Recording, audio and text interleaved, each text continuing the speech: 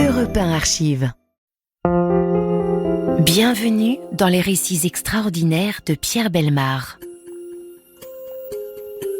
Un podcast issu des archives d'Europe 1. Le samedi 11 mars 1944, les riverains de la rue Le Sueur à Paris, dans le 16e arrondissement, étaient alertés par une fumée nauséabonde. Les agents, puis les pompiers interviennent et, dans la cave d'un hôtel particulier au 21, ils sont mis en présence d'un spectacle affreux.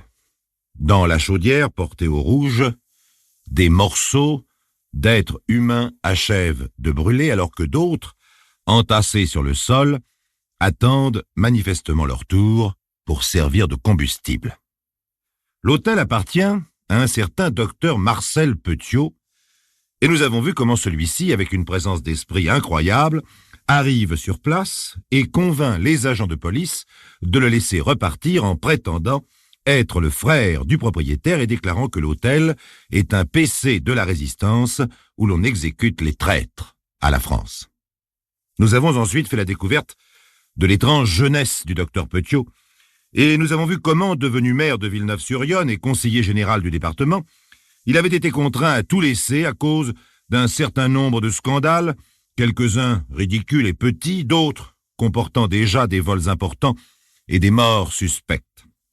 Nous en étions restés au moment où il arrive dans la capitale, et c'est la carrière parisienne et la période des grands crimes de l'affaire Petiot que Grégory Franck nous propose aujourd'hui dans ce dossier extraordinaire.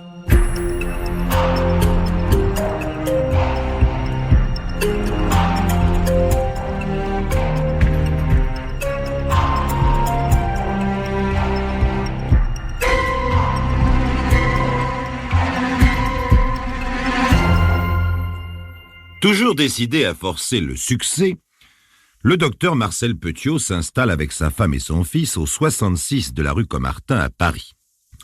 Il prend la succession d'un certain docteur Henri Valéry. Et c'est un nom que je vous demande de retenir, car nous en reparlerons. Henri Valéry. Le docteur Petiot innove aussitôt en matière de prospection médicale en rédigeant lui-même un prospectus abondamment distribué en ville. C'est un document que j'ai sous les yeux et qui mérite d'être lu. Tenez-vous bien, le voici. Ce cabinet médical en plein Paris vous offre toute facilité d'accès, autobus et métro, Caumartin et Saint-Lazare. Il comprend un matériel des plus modernes et des plus perfectionnés au rayon X, radiothérapie superficielle et profonde, faradisation, substances radioactives, ionisation, cryothérapie, diathermie toute fréquence, ondes courtes à grande puissance, etc., bistouri électrique, outillage chirurgical, ozonothérapie, aérothérapie, etc., etc.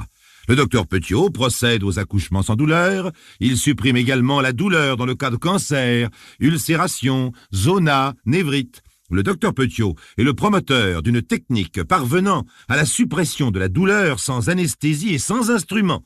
Aidé par des collaborateurs choisis dans les différents secteurs de Paris et de la banlieue, il assume les fonctions de médecin-chef de l'office médical permanent. Vous, qui, par la suite de l'âge ou de fatigue nerveuse, avez perdu la force vitale de la jeunesse, vous, qui cherchez à supprimer les soucis en absorbant des drogues et qui voulez en perdre l'habitude, vous qui cherchez un remède introuvable, adressez-vous à un praticien qui, grâce à ses travaux et à ses expériences, pourra vous venir en aide. Signé Dr Petiot, chef de clinique. Nul doute, chers amis, lorsque l'on tient entre les mains une pareille prose, que l'homme qui vante ainsi ses qualités soit un charlatan. Et pourtant, ce n'est pas le cas, semble-t-il. Les témoignages seront innombrables lors du procès. Des centaines et des centaines de malades n'en reviendront pas de la rapidité, de l'efficacité et du dévouement de ce médecin étonnant. Il travaille énormément car, bien sûr, les fameux collaborateurs soigneusement recrutés par l'office médical permanent ne sont qu'une invention. Et pourtant, il trouve encore le moyen de continuer à courir les ventes publiques et à entasser des objets hétéroclites. Il dévore les romans policiers et voit sans exception tous les films de gangsters, mais surtout, il affectionne les films d'épouvante. On note en 1936 la mort suspecte d'une cliente, mademoiselle Hauss, soignée pour un abcès dentaire. L'anesthésie provoque un malaise, la malade est transportée chez elle où elle meurt sans avoir repris connaissance. Le dossier, ouvert par la police judiciaire, sera vite refermé. C'est peu après que le docteur Petiot devient médecin de l'état civil de la mairie du 9e. Et oui, dans sa lettre de candidature, il continue à se prétendre conseiller général de l'Yonne. Aucune vérification ne sera faite. 6 avril 1936. Un rapport du commissaire de police de l'Odéon signale un vol de livres à l'étalage de la librairie Gibert. Pour sa défense, Petiot exhibe une carte de mutilé de guerre et fait état de 3 internements psychiatriques. Traduit en correctionnel, il apporte à l'audience des ordonnances où son nom est suivi d'abréviations d'allure officielle, mais sans aucune signification. Petiot sera interné d'office à Ivry, où il passera 7 mois. Alors là, tenez-vous bien. Libéré en février 1937, on le laissera, c'est absolument incroyable, reprendre ses activités comme si de rien n'était. Les clients sont ravis. À peine quelques-uns d'entre eux oseront-ils s'étonner de trouver un beau jour, en guise de décoration dans son cabinet, des bocaux contenant des sexes d'hommes et de femmes naturalisés. Alors Petiot éclatera d'un grand rire et dira « J'ai toujours gardé l'esprit carabin ». Arrive 1939 et la guerre. C'est en 1941 qu'il achète au prince de Colloredo Mansfeld un petit hôtel particulier assez délabré. Dans cet hôtel vécut la grande Cécile Sorel. Il se trouve cet hôtel au 21 de la rue Le Sueur, entre l'avenue Foch et l'avenue de la Grande Armée. À partir de ce moment, le docteur Petiot prendra l'habitude, plusieurs fois la semaine, une fois la journée terminée, de déposer un baiser sur le front de sa femme et, revêtu d'un ample manteau coiffé d'un chapeau à la Humphrey Bogart, d'enfourcher sa bicyclette et de disparaître dans la nuit.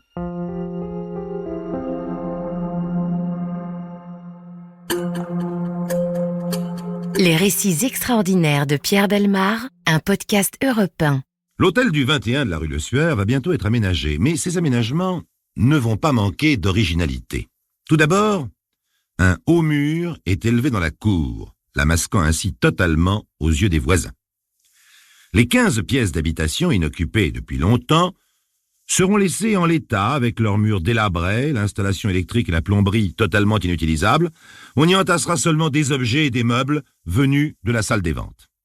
Par contre, le docteur aménage ce qu'il déclarait être un cabinet de consultation. Mais là aussi, étonnement des ouvriers, le docteur ne consulte que rue Caumartin. Et d'autre part, pourquoi choisit-il pour ce second cabinet de consultation un réduit minable qui servait d'office, alors que juste à côté, il y a la plus belle pièce de l'hôtel? Pourquoi, parmi tous ces meubles, ne choisit-il qu'une table et quelques chaises fort ordinaires, ainsi qu'un classeur assez usagé? C'est que de ce bureau improvisé, un petit bout de couloir mène à un débarras de forme triangulaire.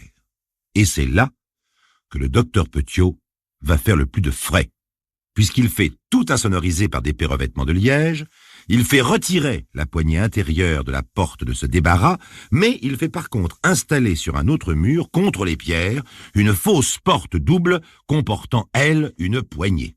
Il fait aussi percer un trou, dans lequel on introduit un viseur, genre œil magique, et il fait aussi apposer sur un mur un bouton électrique auquel n'aboutit aucun fil. Curieux, vous ne trouvez pas? Curieux aussi ces gros pitons plantés çà et là dans la cloison et dont la disposition ne correspond à aucun usage précis. Voilà donc un cabinet triangulaire sans issue, dans lequel on peut observer tout ce qui s'y passe sans se montrer. Eh bien, jamais. Vous m'entendez bien? Jamais le docteur Petiot ne révélera à quoi lui a servi exactement ce curieux dispositif. Le fourreur, Joachim Gouchinov, un commerçant juif d'origine polonaise qui possède un magasin au 69 de la rue Caumartin, en face du cabinet du docteur Petiot, sera le premier à faire connaissance avec l'hôtel de la rue Le Sueur. C'est un brave homme dont le commerce est prospère et qui a continué ses activités malgré la menace nazie qui pèse sur la capitale. Néanmoins, Gouchinov commence maintenant à craindre pour sa vie et confie à son ami, le docteur Petiot, qu'il aimerait bien trouver une filière pour partir en Amérique du Sud. Pourquoi se laisse-t-il aller à ses confidences? Eh bien, c'est que le docteur Petiot, homme de gauche notoire, n'a jamais cessé de clamer ses opinions anti-nazis. Or, coïncidence extraordinairement heureuse pour Gouchinov, le docteur Petiot possède une filière et le projet prend corps. D'abord, il y a les frais, bien entendu assez élevés, 25 000 francs de l'époque. Et puis, il n'est pas question de partir les mains vides, il faut pouvoir subsister à son arrivée à Buenos Aires. Le fourreur devra donc emporter avec lui le maximum de ce qu'il possède, et il devra prendre la précaution de démarquer soigneusement ses affaires afin qu'aucune identification ne soit possible. « Bien entendu, ma femme m'accompagne, précise le fourreur. « Pas question, répond Petiot fermement. Votre femme est de race aryenne, elle ne risque rien en restant à Paris un peu plus longtemps. Elle vous rejoindra par la suite. Il ne serait pas prudent de faire passer 2 personnes en même temps. » Le 2 janvier 1942, Madame Gouchinov accompagne son mari non loin de la rue Le Sueur, et après des adieux émouvants, le laisse partir, chargé d'un peu de linge de corps démarqué, mais surtout de peaux de zibeline, de bijoux, et d'une somme de 2 000 $. Quelques jours plus tard, le docteur remet à la femme du fourreur une lettre assez peu claire, écrite par le voyageur avant son départ de Paris et confiée à Petiot lui-même. Puis, il annonce que Gouchinov est bien arrivé. Mais jamais il n'en verra d'autres nouvelles. Le docteur demande à Madame Gouchinov si elle veut rejoindre son mari, mais elle prend peur, elle hésite, elle tergiverse. Et lorsque finalement elle se décide, le docteur se fâche avec elle, lui dit qu'il est trop tard, que les contacts sont coupés avec la filière. Jamais plus. On ne reverra le fourreur de la rue Caumartin. Le 20 juin 1942, le docteur Paul Bromberger, médecin français juif, et qui a rencontré le docteur Petiot chez des amis, le docteur Paul Bromberger donc, reçoit l'appel d'un client qui ne lui donne ni nom, ni adresse, et qui l'attendra au métro Étoile. On ne reverra plus jamais le docteur Bromberger. Seulement sa femme va recevoir une lettre pleine d'incohérences, où le médecin affirme qu'il a failli se faire arrêter et qu'il a dû quitter Paris précipitamment. Les amis chez qui il a rencontré Petiot recevront également un pli, où il leur est demandé de prendre contact avec ce dernier pour lui confier tous les meubles et objets précieux de la famille pour qu'il les mette à l'abri. On ne donnera pas suite à ces projets, mais on ne retrouvera pas non plus le médecin. Le docteur Petiot va bientôt se faire aider par des rabatteurs chargés de lui trouver des clients pour cette fameuse filière. Personnages peu recommandables, tels que Roland Porchamp, fabricant de meubles condamné pour le viol d'une mineure. Citons aussi Eriane Kahn, infirmière roumaine de 48 ans, qui fait toutes sortes de métiers curieux. Et enfin, un certain Fourier, fabricant de postiches rue des Mathurins, ainsi qu'un ancien chanteur de Cafcons, son ami, un nommé Pintard, dit Francinet, actuellement maquilleur de cinéma. Ces rabatteurs enverront une clientèle interlope au docteur, qui se fait appeler docteur Eugène. Au passage, ils doubleront le prix du voyage, en paiement de leurs bons et loyaux services. Ainsi, le docteur Eugène fera passer Joseph Recreux, dit Jol Boxer, dit encore Monsieur Jean. Jol Boxer tient à emmener avec lui ses 3 femmes, et son copain Albertini, dit François le Corse, souteneur notoire. Ils seront suivis par d'autres amis tentés comme eux par le voyage. Joseph Pierrechy, dit Dionysie, dit Zé et sa maîtresse. Paulette, dite la chinoise, à cause de ses yeux bridés. Nous aurons aussi Adrien Estebegui, dit le basque, et sa dame, une chanteuse appelée Gisèle Rosmi. Tous ces voyages bien organisés auront lieu fin mars 1943, et le joli monde en question va défiler par groupe de 2 dans l'hôtel de la rue Le Sueur, avec une fortune en or et bijoux bien cousus à l'intérieur des vêtements. Alors, je ne vais pas pouvoir, chers amis, vous donner le récit complet de la prodigieuse activité que développa le docteur Petiot en quelques mois. Sachez seulement que l'étrange cabinet de consultation ne resta pas en chômage et qu'il ne se passait pas de semaine sans qu'une ou plusieurs victimes n'y soient amenées. Honnêtes ou malhonnêtes, hommes, femmes et même enfants, on ne sut jamais combien exactement ils furent ceux qui se laissèrent attirer par le mirage de l'Amérique du Sud. Cependant, curieusement, la Gestapo s'inquiète. On a fini par entendre parler dans leur service de l'active filière du docteur Eugène. Et le commissaire Yotkoum, spécialiste des affaires juives et surtout de la récupération des biens israélites, n'est pas heureux d'entendre dire que des gens passent à l'étranger en emportant tous leurs biens. Alors, la Gestapo va réagir.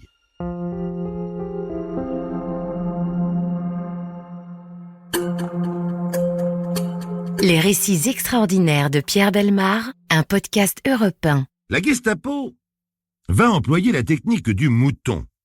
Repérer un Israélite du nom de Ivan Dreyfus, enfermé au camp de Compiègne, on va le libérer à condition qu'il fasse la connaissance du docteur Eugène et qu'il aide les Allemands à repérer le siège de la filière. La chose est faite, mais à la dernière minute, Dreyfus souffle au docteur « Nous sommes suivis ». Les deux hommes s'enfuient et parviennent à semer leurs poursuivants. Ils se réfugient dans un endroit tranquille, le 21 rue Le Sueur. On ne reverra plus jamais Dreyfus. Mais la technique réussira au second essai avec un nommé Beretta, dont les Allemands tiennent la femme, qui est d'origine juive. Petiot sera arrêté et interrogé pendant de longues semaines avec les méthodes sans douceur de la Gestapo. Cela durera 8 mois, au cours desquels Petiot ne comptera plus le nombre de coups qu'il recevra, supplice de la baignoire, courant électrique, appareil à comprimer le crâne, limage des dents, etc. Mais rien ne pourra faire avouer au docteur Eugène autre chose qu'un tout petit rôle d'intermédiaire. Et en désespoir de cause, on libère Petiot, qui retrouve sa famille et sa clientèle. Et chose curieuse, jamais la Gestapo ne mettra les pieds au 21 rue Le Sueur. Par contre, lorsqu'au soir de la sinistre découverte dans la cave de l'hôtel, les officiels français procèdent aux premières constatations, ils ne pourront s'empêcher de faire le rapprochement avec d'autres trouvailles qui défrayaient la chronique en 1944. Le premier barrage en aval de la Seine à Paris arrêtait régulièrement des cadavres descendant au fil du courant. Et depuis quelque temps, ces cadavres avaient un point commun. La peau et les muscles du visage avaient été enlevés, les oreilles détachées avec soin, et les extrémités des doigts étaient également découpées. Plus de visage, plus d'empreintes, aucun moyen d'identifier les malheureux. Seul un médecin a pu procéder avec autant de précision, affirmait le docteur Paul, médecin légiste. Or, quand on apprit que l'hôtel de la rue Le Sueur appartenait précisément au docteur Petiot, on se posa des questions. D'autant plus que la visite des bâtiments permit de découvrir, dans une des dépendances, un charnier beaucoup plus considérable que celui de la cave. Il s'agissait d'une fosse profonde de plusieurs mètres, et dans laquelle avaient été alternées des couches de chaux vives et des débris humains. Au-dessus de la fosse, un éclairage bien pratique ainsi qu'une poulie avec une corde solide. Il fut impossible de déterminer avec précision combien de cadavres se trouvaient là. Alors la chasse à l'homme commença. Perquisition rue Comartin, on y trouve 500 ampoules de morphine, c'est beaucoup. Petiot et sa femme, bien sûr, ont disparu. On retrouve cette dernière à Auxerre, chez son beau-frère, et on découvre aussi, chez des amis du couple, à Courson-les-Carrières, 655 kilos d'objets contenus dans plus de 50 valises. Tous ces objets appartiennent sûrement aux victimes du docteur, mais ne peuvent pas être attribués à telle ou telle personne, étant donné que tout est démarqué. Mais Petiot, lui, reste introuvable. Le 19 août 1944 commence l'insurrection parisienne. Un personnage barbu, hirsute et dépenaillé se présente à la caserne de Reuilly où sont installés les FFI du 10e arrondissement. L'homme possède des papiers au nom de Wetterwald, d'autres au nom de Gilbert, d'autres encore où il s'appelle Froutos et Cacheux. Mais il déclare se nommer Henri Valéry. Et rappelez-vous, chers amis, c'était le nom du prédécesseur de Petiot au cabinet de la rue Comartin. Henri Valéry possède une fougue anti-nazie convaincante, son regard fascine le commandant de la caserne, et le voici nommé commissaire auxiliaire de la justice militaire. Oui, chers amis, voici le capitaine Valéry, car en plus, il s'est fait nommer capitaine, c'est la moindre des choses.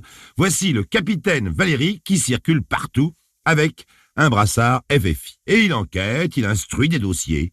Il est également membre des milices patriotiques du Parti communiste et de l'association France-URSS.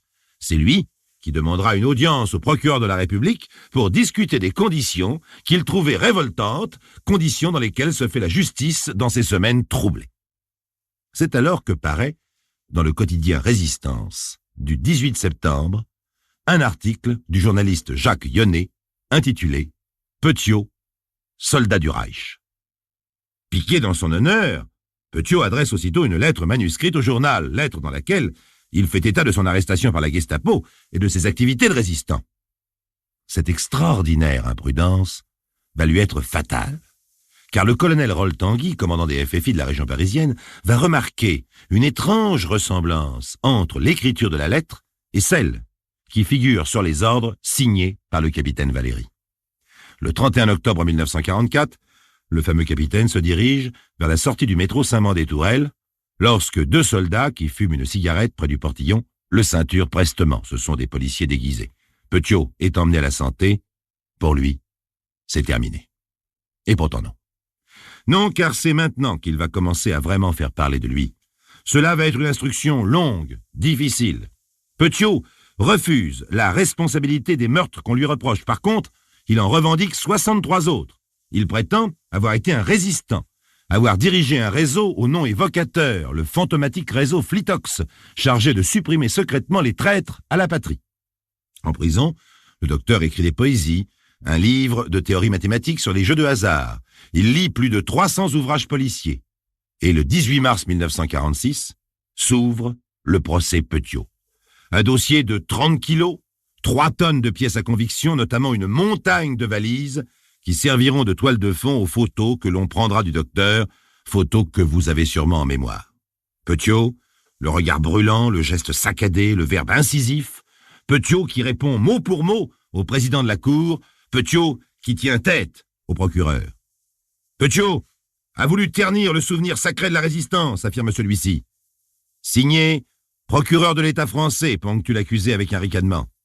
Un avocat de la partie civile déclare « Un témoin vous a reconnu comme étant le docteur Eugène. Il a même remarqué que vous aviez les ongles noirs. » Petiot répond « J'ai pu me salir les mains en mettant un grand développement à ma bicyclette, mais en tout cas jamais en prêtant serment au traître Pétain. » « Je ne vous permets pas d'être insolent, dit le président. Pour qui ?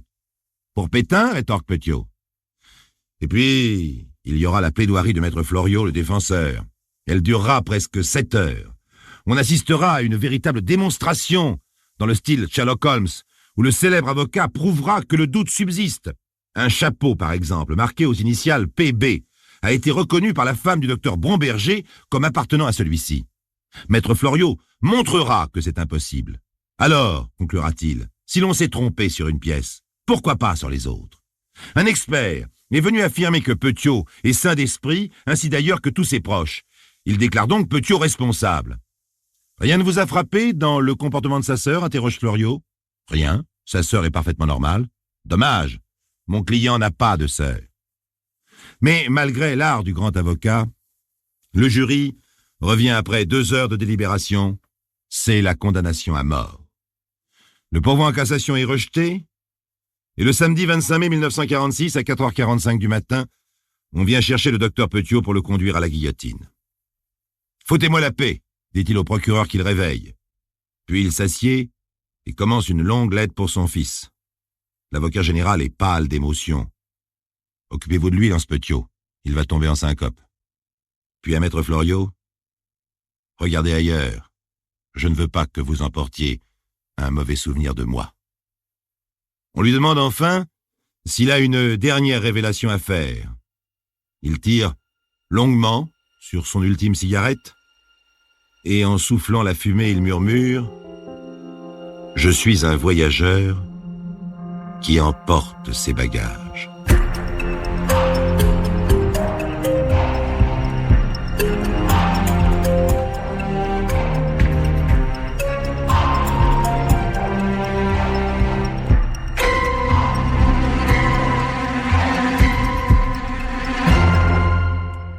Vous venez d'écouter Les récits extraordinaires de Pierre Bellemare, un podcast issu des archives d'Europe 1. Réalisation et composition musicale, Julien Tarot. Production, Estelle Lafont. Patrimoine sonore, Sylvaine Denis, Laetitia Casanova, Antoine Reclus. Remerciements à Roselyne Bellemare. Les récits extraordinaires sont disponibles sur le site et l'appli Europe 1. Écoutez aussi le prochain épisode en vous abonnant gratuitement sur votre plateforme d'écoute préférée.